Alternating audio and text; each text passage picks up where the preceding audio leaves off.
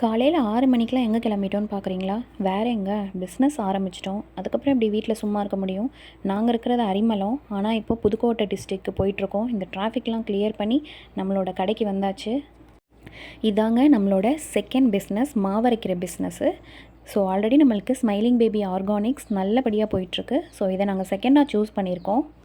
அதுக்காக புதுக்கோட்டையில் ஒரு குட்டியாக ரூம் ரெண்ட்டுக்கு எடுத்து வீட்டில் உள்ள ஃப்ரிட்ஜு, பெஞ்சு, சேரு எல்லாமே இங்கே ஷிஃப்ட் பண்ணியாச்சு. இப்போதைக்கு நாங்கள் பெருசாக எதுவுமே இன்வெஸ்ட் பண்ணலை. ஒரே ஒரு கிரைண்டர் மட்டும்தான் 8000க்கு இன்வெஸ்ட் பண்ணியிருக்கோம். மற்றபடி எல்லாமே வீட்டில் உள்ளது தான். ஃபுல்லாக ரொம்ப அரேஞ்ச் பண்ணலை. இனிமேல் தான் ஃபுல்லாக அரேஞ்ச் பண்ணிவிட்டு நம்ம வீட்டில் ரெடி பண்ணிகிட்ருக்க ஸ்மைலிங் பேபி ஆர்கானிக்ஸை இங்கே ஃபுல்லாக ஷிஃப்ட் பண்ணணும். இதை ஒரு ஆஃபீஸ் மாதிரி கொண்டுட்டு வரணும். புதுக்கோட்டையில் ஈவினிங் டைமில் மாவுக்கு நல்ல டிமாண்டுங்க. அதனால் நைட்டே ஊற போட்டு மார்னிங் 7:00 6:30க்கெலாம் வந்து அரைச்சி முடிச்சிடுறது. ஸோ ஈவினிங் சேல்ஸுக்கு ஒரு பையன் வருவான். அந்த பையன் வந்து சேல்ஸ் பண்ணி கொடுத்துருவான். நாங்கள் அதுக்குள்ளேயும் வந்து அரைச்சி எல்லாத்தையும் க்ளீன் பண்ணி பாக்கெட்லாம் போட்டு ரெடி பண்ணி வச்சுருவோம்.